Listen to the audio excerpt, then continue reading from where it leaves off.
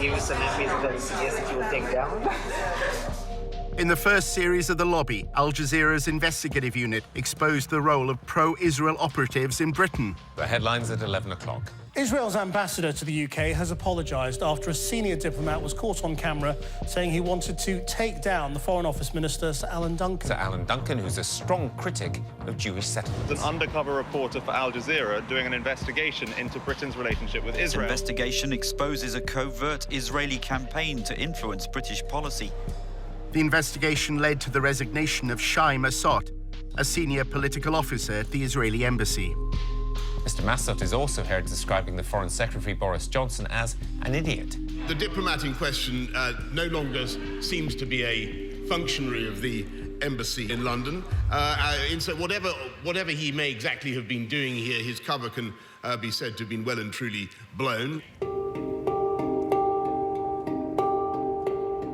At the same time, Al Jazeera had been running a second undercover operation. Some of our reporters' covert filming was included in the first series of The Lobby. His identity became known. Tony had spent 5 months inside the pro-Israel lobby in the United States. He'd impressed colleagues with his understanding of the Middle East. You have the resourcefulness and the depth, to sort of think strategically about this, whereas most people aren't able to do that. A prominent Jewish online magazine described Tony as the perfect gentleman who became one of the town's best-liked Zionist activists. You did amazing work here. The guys don't stop talking about you. They still talk about you. Tony threw elaborate parties, and apparently anyone interested in telling a story about sinister Israeli influence in America's capital couldn't have asked for a better guest list.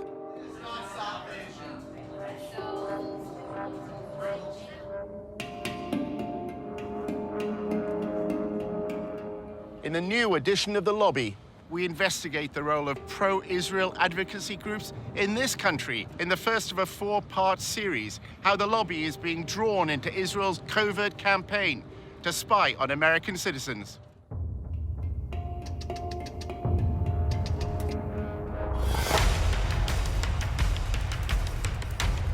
Using an undercover reporter, Al Jazeera's investigative unit infiltrates one of the most powerful lobbies in the world. Getting $38 billion in security aid to Israel matters, which is what AIPAC just did. We examine how the lobby, led by AIPAC, the American Israel Public Affairs Committee, has secured unwavering support in Congress. Congressmen don't do anything unless you pressure them. And the only way to do that is with money. What the lobby is all about is to make sure that Israel gets special treatment from the United States forever. But after occupying Palestinian lands for half a century, the pro-Israel lobby is facing a new challenge. We called for a full boycott of Israel, divesting from it, and eventually imposing sanctions on it to achieve UN-stipulated rights of the Palestinian people. A movement to boycott, divest, and impose sanctions on Israel, BDS, was formed on American campuses. Seems to be achieving its goals, threatens future American support for Israel. We believe in justice for all people. So that means the occupation has to end. Israel's Ministry of Strategic Affairs responded with a covert operation to defeat BDS. אתה צריך לעשות את זה עם הרבה מאוד עמימות. זה לא גוף צבאי היררכי שאם הרגנו את X, אז כל הגוף מתחתיו לא פועל. So the Israeli government leverages Jewish organizations in the diaspora. Absolutely. It's a psychological campaign involving spying and smears. You discredit the messenger as a way of discrediting the message. Just stay on message. And what is that message? BDS is a hate movement. While our reporter monitored pro-Israel groups, he was asked to go undercover for the lobby. You're going into enemy territory, not for everybody.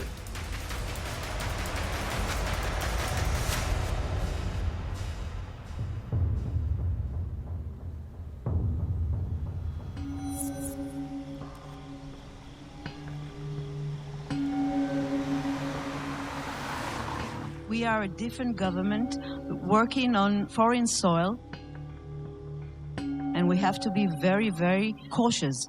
We have 3 different sub-campaigns which are very, very sensitive. regarding data gathering, information analysis, working on activist organization, money trail. This is something that only a country with its resources can do the best.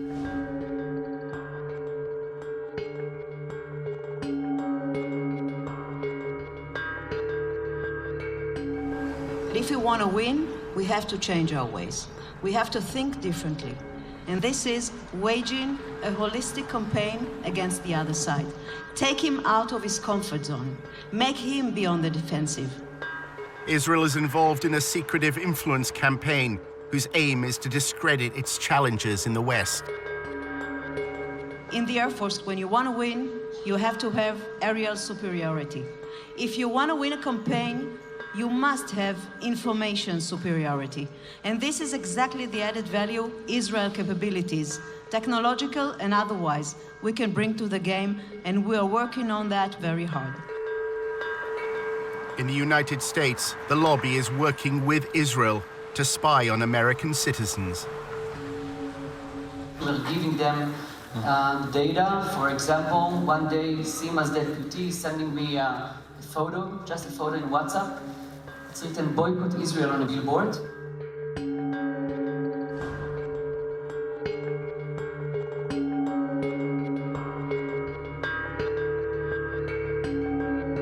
In a few hours, our systems and analysts could find the exact organization, people, and even their names where they live. We gave it back to the ministry. I have no idea what they did with this. But in fact, 3 days later, there were no billboards. We use all sorts of technology. We use corporate level, enterprise grade social media intelligence software. Almost all of this happens on social media. So we have custom algorithms and formulae that acquire the stuff immediately.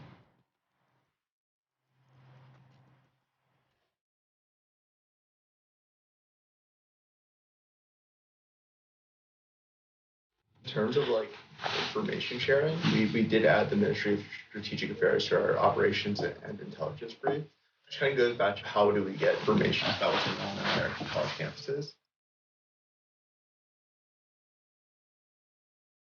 Generally within about 30 seconds or less of one of these things popping up on campus, whether it's a Facebook event, whether it's the right kind of mention on Twitter, the system picks it up, it goes into a queue and alerts our researchers, and they evaluate it, they tag it, and if it rises to a certain level, we issue early warning alerts to our partners. They operate through subterfuge, and they walk a very thin line between the legal and illegal in what they do in order to gather information and to smear their opponents and ultimately destroy them.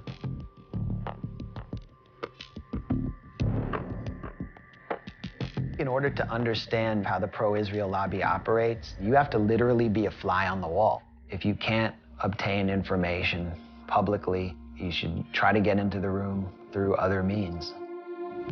Our undercover reporter, Tony, is British and Jewish and had recently graduated from the University of Oxford. He wrote articles and presented himself as a strong supporter of Israel.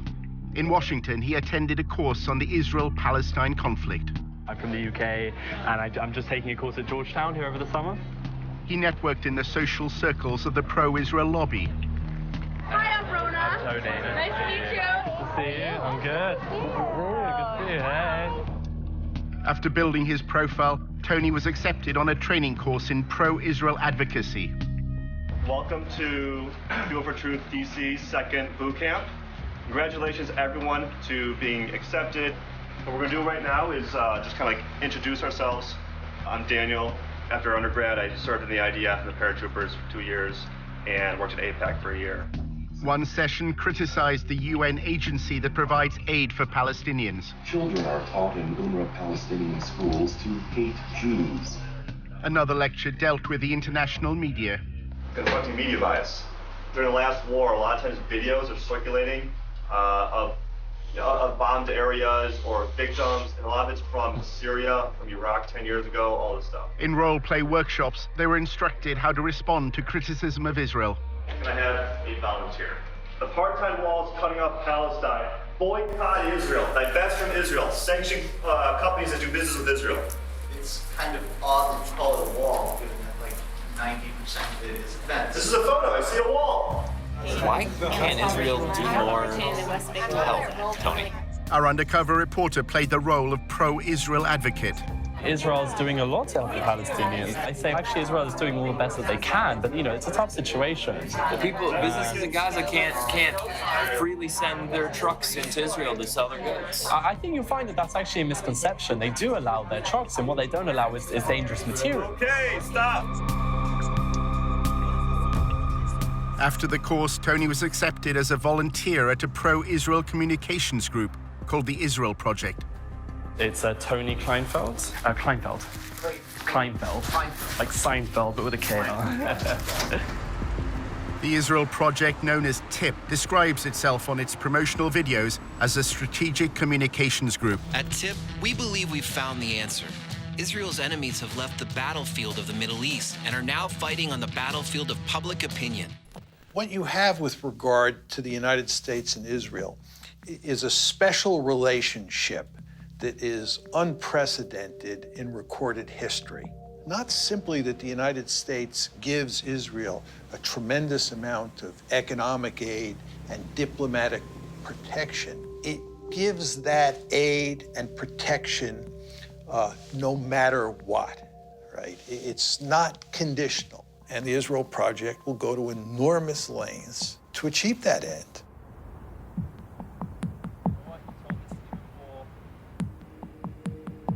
During his placement as a volunteer, Tony took notes on what he saw and heard in TIP's offices. He worked in what they called the war room, where media and communications are monitored.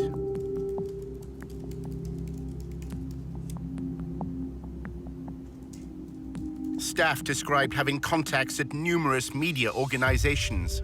Their primary means of influence is by forging friendships with reporters.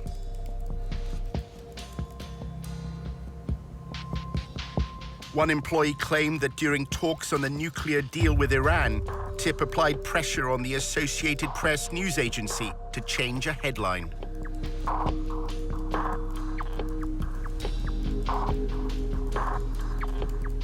Tony read the Israel Project's annual report, which described TIP's mission as building an echo chamber for pro-Israel information. That means using the media to amplify and repeat TIP's messages, as well as what the report describes as neutralizing undesired narratives. Tony saw one document which claimed that the echo chamber was within their grasp. Weeks before he started, Tony discussed with a senior manager how TIP deals with the media. There are things that you know, that you do loudly. A lot of them are things you do behind the scenes.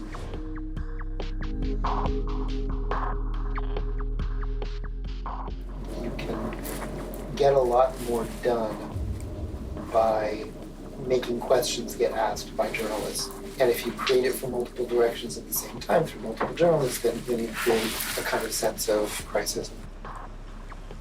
We develop relationships, a lot about to get them to trust us. The basically messages on the following BDS is essentially a kind of a hate group targeting Israel. They're anti-peace. We try not to even use the term just because it builds their brand. We just refer to boycotters. The goal is to actually make things happen and to figure out what are the means of communication to do that. In 2005, Palestinian civil rights groups sought a peaceful means to protest against Israel's occupation. They identified goods from Israel and called for their boycott. The BDS movement was born. BDS adopted a nonviolent strategy because we think it is morally consistent and very effective against an enemy that is extremely powerful militarily. We called for boycotting Israel, divesting from it, and eventually imposing sanctions on it, as was done against apartheid South Africa, to achieve basic Palestinian rights under international law. Over the past decade, BDS has grown around the world. By campaigning for Palestinian civil rights in land controlled by Israel, BDS believes it has exposed a deficiency in the moral defense of the Jewish state. BDS is saying that what Israel has to do is treat the Palestinians in its midst the same way it treats Israeli Jews. The problem is that if Israel does that, there are more Palestinians, or there will be more Palestinians inside Greater Israel than there are Jews. And that means that if you had a system where everybody was treated equally and there was one person and one vote, that you would no longer have a Jewish state. The secretive Ministry of Strategic Affairs, based in the Prime Minister's office in Jerusalem, was given a mission: establish a covert campaign to defeat the BDS movement. אנחנו אחראים על המאבק בתופעה, ובמסגרת זו יש לנו 4 רגליים: התראה, הרתעה, התקפה והסברה. אז אני אגיד לך שכשאם אתה רוצה לנצח בניהול מערכה, אתה צריך לעשות את זה עם הרבה מאוד עמימות. כמו שכשעבדתי על סוגיות צבאיות, כמו חיזבאללה, או כספי טרור, או סוריה, או כל מדינה אחרת שאיתה בעבר ניהלתי מערכה מולה כקמן. לא הלכנו ואמרנו לצד השני מה אנחנו מתכוונים לעשות. השארנו אותו בעמימות.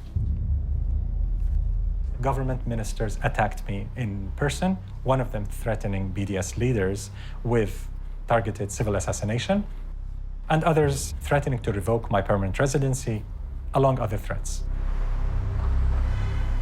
לא מעטים מבין מנהיגי ה-BDS מקיימים קשרים, קשרים כספיים, קשרים ארגוניים, קשרים אחרים, עם גורמים עוינים למדינת ישראל. תפקידנו, באמצעות הפעלת המודיעין, לחשוף את הקשרים האלה, ובהחלט באמצעות החשיפה הזאת, גם לדעת לפעול נגדם, לבודד אותם, גם להעביר מידע לאותם גורמים מודיעיניים בעולם וגורמים אחרים. ישראל חייבת לבצע סיכול אזרחי ממוקד במנהיגות ומול פעילי ה-BDS. The campaign includes monitoring the activities of American students. אנחנו עכשיו למשל נמצאים בתהליך שלם של ליצור תמונה כוללת על הקמפוסים. אם אתה רוצה לנצח תופעה, אתה צריך לדעת להיות עליה בעליונות במידע וידע.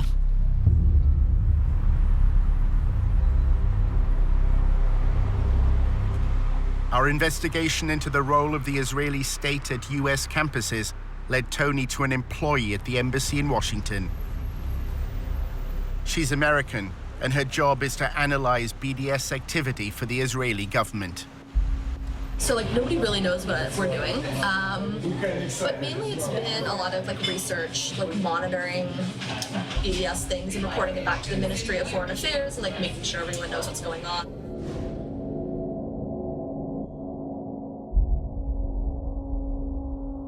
They need a lot of research done and stuff like that. When they talk about it in Knesset, usually I've contributed to what the background information is. I'm not going to campuses. It's more about connecting organizations and I guess campuses and providing resources and strategy if students need it. Is the Israeli embassy trying to leverage faculty? Or? Yeah.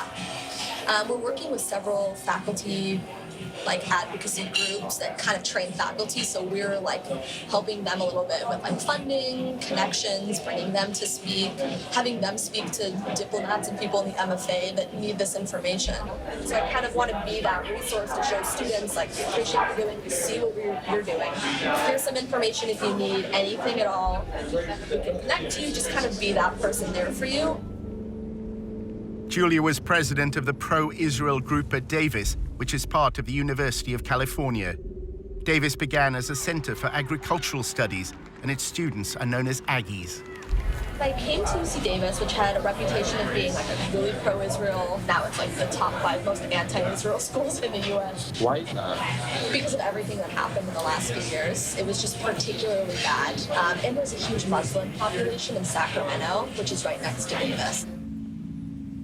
The growing support for the BDS movement in Davis and the lobby's response to it is part of a narrative that's unfolding across America's campuses.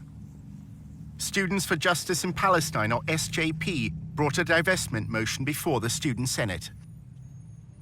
I was very, very nervous. The entire room was filled. I think we had about 600 students and people from the community coming in to witness this vote. I am here today because, quite frankly, I am ashamed. I am ashamed of my university for supporting apartheid genocide of my people in Palestine. I ended the speech with something along the lines of being on the right side of history and for the university to end its unethical ties with these corporations who were doing brutal things to Palestinians. We knew they were gonna win because our entire student senate was all pro-BDS and they ran for that purpose and won for that purpose, and we've been pushed out of student government for months. Good evening. My name is Julia Rivkin, and I'm the president of Aggies for Israel. Students streamed the hearing online. The pro-Israel group also filmed it with another purpose in mind. Their videos would play a key part in the story that was to unfold in the days ahead. I was waiting to see what she would say. I was waiting for a blow to come my way, and that blow sure came. We have been ignored and disrespected year after year, but we have never been silenced. We are a beacon of peace and inclusion on a campus plagued by anti-Semitism. The talking points were that the resolution was anti-Semitic, that it was divisive. If it's divisive in the fact that you either support human rights or you don't, then so be it. The intolerance that spawned this resolution is the same kind of intolerance that has spawned anti-Semitic movements throughout history. The entire thing looked very rehearsed, very, very aggressive, almost comically so. Julia and her pro-Israel allies had already decided that they didn't want a debate. At 4 a.m. the night before, me and my team were like, "You're gonna lead the walkout," and I was like, "Okay." And they're like, "We're gonna film it just for our own purposes." I was like, "Totally cool." So when everything was happening, we went into it knowing we were going to lose. So our strategy was how to ultimately win while losing the vote. This is our victory. And we who are victorious need not legitimize the words spoken in this empty hearing. So if you are here tonight in opposition to this resolution, I invite you now to stand up. Really, stand up. And join me in walking out of this room. That was a wowing moment. To have them just stand up, everyone just kind of was like, what's going on? It was very shocking. As they were leaving, it was just a very big rush of relief to not have that tension, those bad vibes in the room. And so we started cheering, actually, and it was a great moment. If you're standing in the back, it looks like some seats have opened up. But the passing of the BDS motion proved to be just the beginning of a bigger story. In part 2, how the lobby worked to undermine the student decision. Those swastikas, who did them? We don't even know.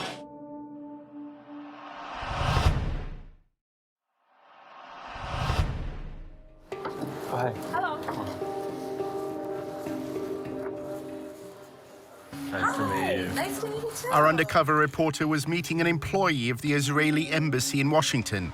She had led a pro-Israel group while at university in California. So if you are here tonight in opposition to this resolution, Students at Davis were about to vote in favor of a divestment motion. During the debate, the pro-Israel group staged a walkout. They uploaded videos to publicize their protest. Our thought was to control the narratives. By having the speech, we wanted it to cause attention. We wanted everyone to see us walking out to show that this doesn't represent us or shit about this. So that's how we kind of formulated it.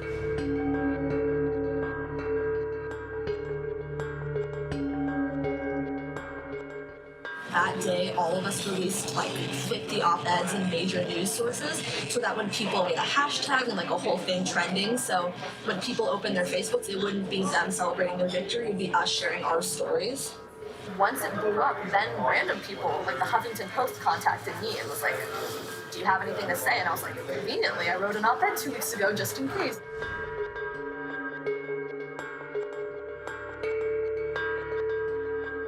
People who weren't involved in anything, their entire newsfeed was Israel stuff, and that was what we wanted, because that's how we got the word out there. How do you delegitimize the other side? Delegitimizing them. Kind of through that lens of taking over and like making them sound crazy at their game. The student senator who's Muslim made a Facebook status saying like Israel will fall, like Sharia law is taking over Davis, like we love Hamas, like that kind of status. So that happened. We had been called terrorists and told that we were Hamas sympathizers, that we want to bring Sharia law to campus and things like that. Hi everyone, my name is Azka Fayaz. I'm a second-year political science major. Azka Fayaz was a committed BDS activist and claims that pro-Israel students repeatedly tried to link her to political violence. They just came up to me and said, "You're a terrorist. Are you a terrorist? You're gonna bring, terrorism to the student government," and things of that nature. And vote smart. I know her. It was ironic. She was directly making a joke of that. When I saw it, though, given the climate at the time, I did grow concern. People who were involved, they were like, "Hey, there's actually a lot of negative postings on social media. They're sharing your picture and the cover photo with your caption. It's turning really ugly." That caption was reposted and retweeted over and over and over again. I knew that something big was sort of going to happen. Pro-Israel students were taunted by pro-Hamas students after an anti-Israel vote passed on campus. Listen and watch.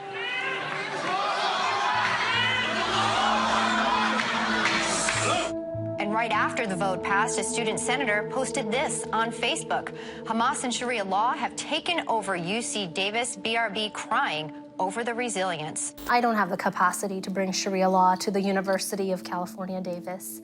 I don't think any of us really do have the capacity. They wanted to try to make me look as evil and violent as possible. How can we use their words out of context in such a way that their victory doesn't seem so victorious anymore? Conveniently, like the divestment video just happened to do that. Like when they all started shouting Allahu Akbar as we were leaving, like that was really nice for us in a way because like we caught them just, doing what they're doing. And then it like went viral on YouTube. Anger and tension running high at the University of California Davis campus. What you just saw played out late last week as the Student Government Association voted on a resolution to boycott the Jewish state of Israel. They kept showing it over and over again. And then they just said that the Muslim students forced the pro-Israel students to leave the room. Reports say when the Israel supporters tried to object to this vote, the pro-Palestinian students you just saw tried to shout them down with cries of Allahu Akbar. I invite you now to stand up. Really, stand up. And join me in walking out of the room. Of course, we know that they left willingly, and they stated that they were going to walk out of the room. It's incredible to hear Allahu Akbar shouted in the middle of this university. And obviously. what does that represent, Megan? The subjugation of women, the torture of homosexuals, the torture of Christians, the crucifixion of Christians. That's what it has come to represent, and that's what they're shouting. The pro-BDS activists at UC Davis then faced another crisis. 2 days after a resolution passed, unfortunately, someone defamed the Jewish frat house and had painted swastikas all over it. Outrageous, just not acceptable behavior at all. What was upsetting to us, however, was they had the media there right away. Disturbing discovery for a UC Davis student. Jewish students found swastikas painted on their fraternity house in Davis. These swastikas were discovered that morning, and around 10 a.m., my best guess, and I believe the news media were there by 11. Pro-Israel students say they feared recent events would lead to this. This week has been sort of a bad week to be Jewish on campus. After years of heated meetings, a student body passed a resolution Thursday urging UC Davis to end any affiliation with companies that support Israel. So this is not out of the blue. We're pretty sure this is directly related. who were they finger pointing at but us? Us who were still on this high of finally getting this resolution passed, still in high spirits, just crushed us. Roseanne Barr tweeted, all the Jews should leave Davis and the rest of the school should be nuked. It was a crazy time. A general flooding of Islamophobia by the media. And I was dealing with like news outlets and media, and it was like the day after there was some swastikas on campus, and it was like it all blew up and became a full-time job. Those swastikas, like who did them?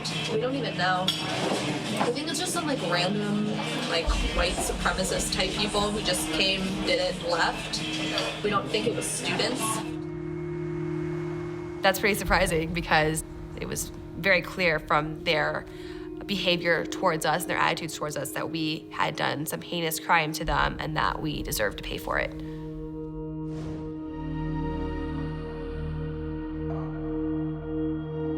Students who were part of the divestment movement painted swastikas on the fraternity. That's what she was hinting at. That's what she was trying to imply. Why would we act against our interests and do that at a moment when we were, I guess, victorious? The fact that it was just so quickly tossed onto us as those who had done this, it was damaging. It was hugely damaging.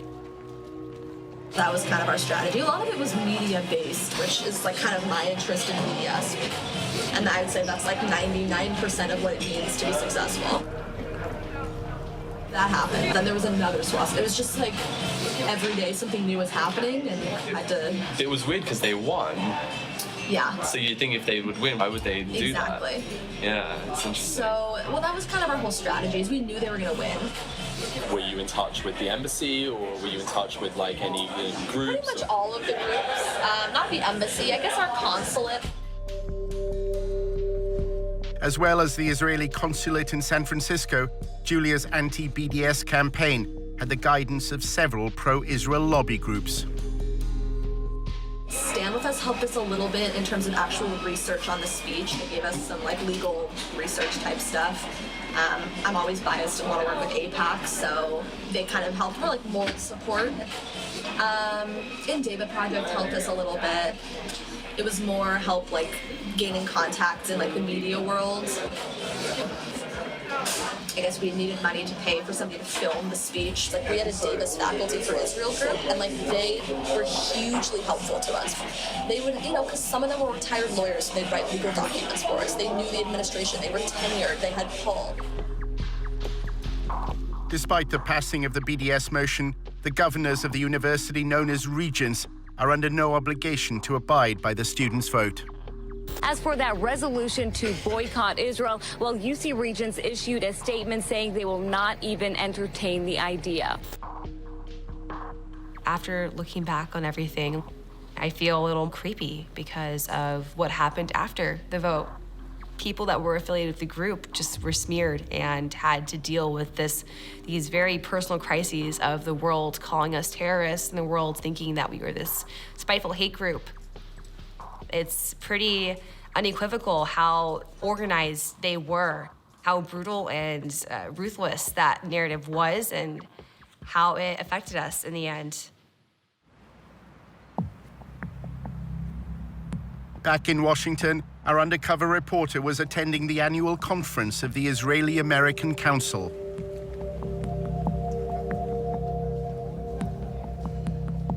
The IAC's role is to connect American Jews to Israel. This year, combating BDS was top of the agenda. I think we need to worry.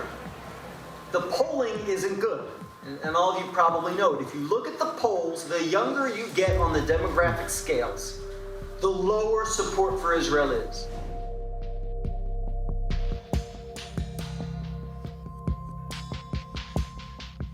It seems to be achieving its goals, and I think it threatens future American support for Israel. Younger people are leaving college less sympathetic to Israel than when they entered. The lobby hope that a new partnership with Israel's Ministry of Strategic Affairs will become a game changer in the fight against BDS. For years, we are trying to defeat the BDS and the delegitimization movement. We are all on the defensive, and I think we should move to the offensive.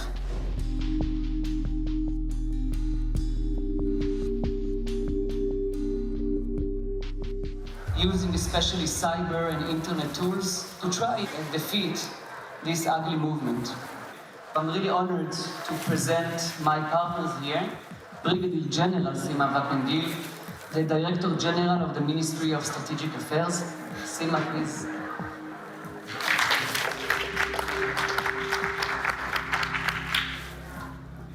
The fact that the Israeli government decided to be a key player means a lot, because we can bring things that usually are not existing in NGOs or civilian entities that are now enrolled in this thing.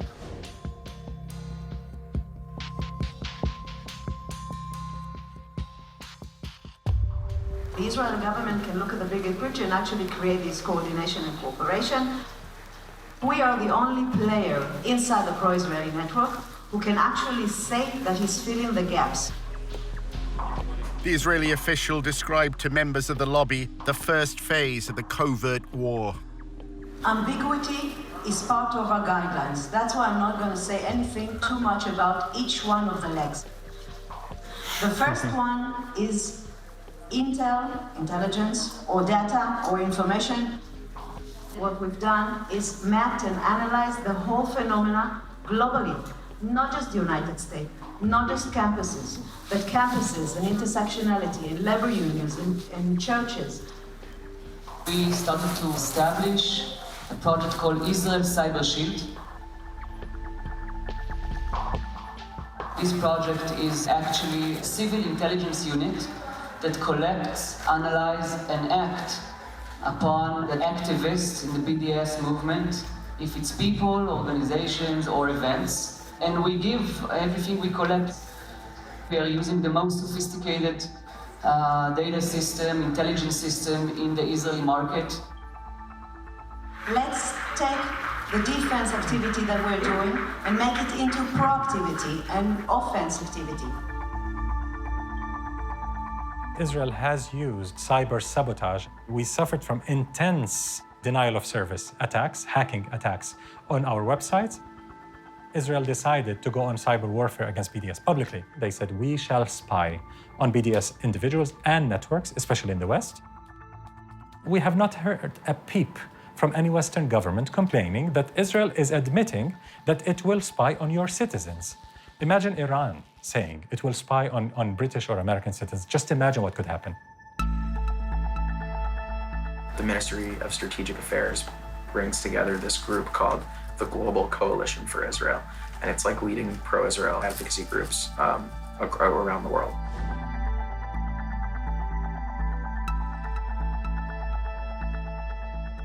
My view and the view of Israel's Ministry of Strategic Affairs, which we coordinate with sometimes, we communicate with sometimes, is like Europe is lost and it's basically over. And like they're turning a lot of attention now to the US because they feel we're on your path. Can I join these? I'd love to. I don't know if you'd let me. But it's like a pretty sensitive conversation, but it's going well. If China was doing this, if Iran was doing it, if Russia was doing it, there would be uproar. You would have Congress going after them, you would have hearings, you would have prosecutions. The question is, how does Israel get away with this? It's modeled on General Stanley McChrystal's counterinsurgency strategy in Iraq. We've copied a lot from that strategy that has been working really well for us, actually. And one of the pieces is this operations and intelligence brief. We're using social media intelligence, a tool called Radian 6. We're phasing that out over the next year, and we're bringing on more sophisticated technology that was developed in Israel. An American should not be spied on by a foreign government that is able to access all this information and possibly undermine their ability to exercise their democratic rights in this country. So we're not dealing with amateurs. This is not an amateur work. We're dealing with a government that have a ministry at a ministerial level engaged in the systematic targeting of activists outside of its sovereign borders. The only way it's going to stop is if somebody in the government points out this is illegal and we're not going to tolerate it. And if we do tolerate it, other countries are going to do it as well. There's a company called Census, S-E-N-S-U-S. It's like very pricey though, We had to raise like hundreds of thousands of dollars just for it. It's gonna increase our discovery rate. We're discovering just about everything we need.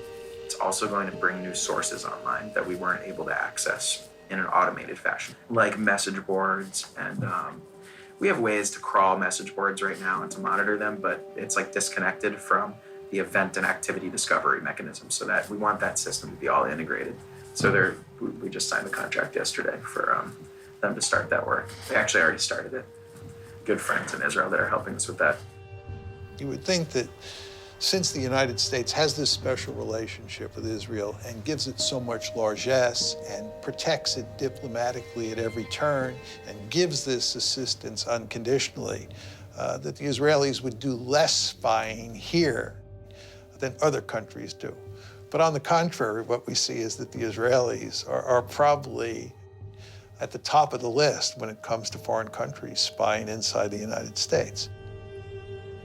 Our investigation into Israel's covert war against BDS led Tony back to Julia Rifkind. She's American, and her full-time job at the Israeli embassy is monitoring BDS. She summed up a typical day at the office. Gathering intel and reporting back to Israel. That's a lot of what I do, is report back to the Ministry of Foreign Affairs, Ministry of Strategic Affairs, and make sure they have the right information. It's in Knesset of what's going on here. So that's why I do a lot of reporting.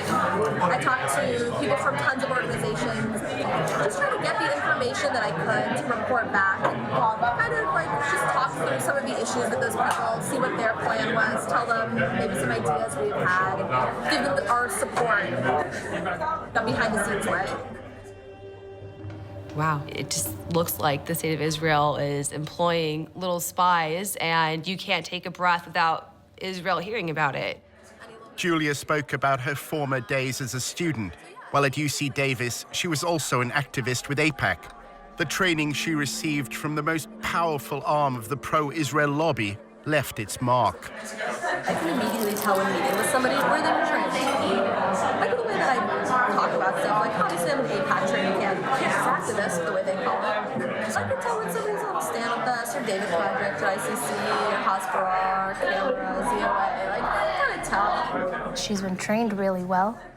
She follows the commands that she has been given by these Israeli organizations, and she follows it really well. I pretty much, all of my friends work at AIPAC, all of them. So whenever we have events at the embassy, and there's we should invite AIPAC people, it's a joke that obviously I'm gonna be the one to write all the emails down. So whenever they're we have to submit names of lists for events, mine's 15 names and 14 of them are AIPAC. AIPAC encourages the students it trains to conceal any affiliation. When you're lobbying on behalf of AIPAC, you don't say AIPAC. You say I'm a pro-Israel student from UC Davis. And when you're meeting with students on campus, I would never say I am the AIPAC campus rep. I say my name's Julia and I'm a pro-Israel student. You don't need the title, you don't need the organization. AIPAC's involvement in student council elections is also kept secret. AIPAC attracts the more political students who are more interested in lobbying. We had campaigns and stuff like that. We dealt with student elections, very behind the scenes. They actually were found to have put cameras in the rooms where there were meetings going on. I liked meeting outside where there are no rooms and there are no possible cameras under the chairs or wherever they may have put them. I have several weird Facebooks. I have my fake Facebook that I follow all the SJP accounts. I have some fake name. My name is Jay Bernard or something.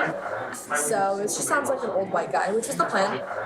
I joined all these groups. A lot of people haven't added me. I mainly just wanted to see on the newsfeed what kind of articles they were sharing, just to kind of see what their internal dialogue was. Every single event that I put on, you would have these pro-Israel groups coming out before our guests even got there with their cameras, videotaping. Julia has no contact with her handlers in Israel.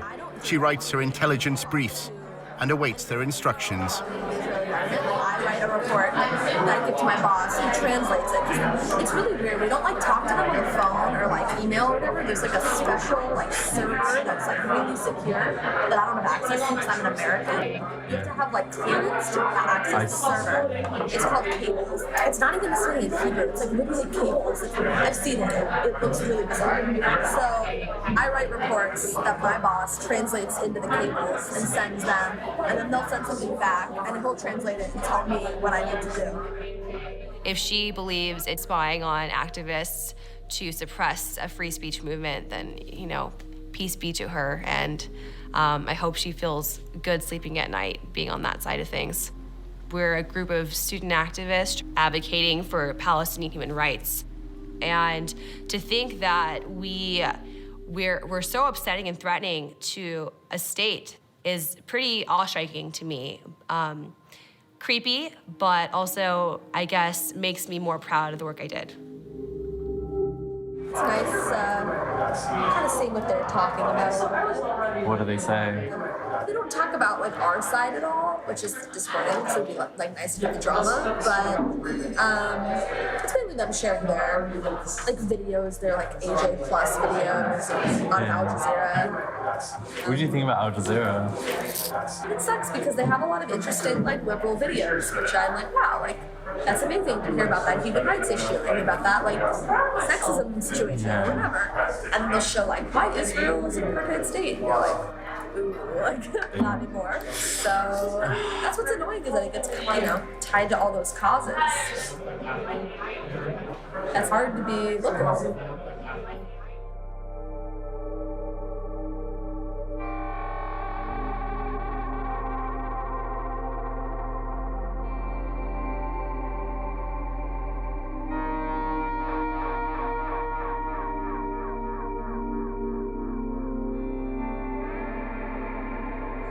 You represent that government. Yeah, I can't say anything negative about Bibi or like the government because I technically work for them. Not directly, but I'm just a normal American.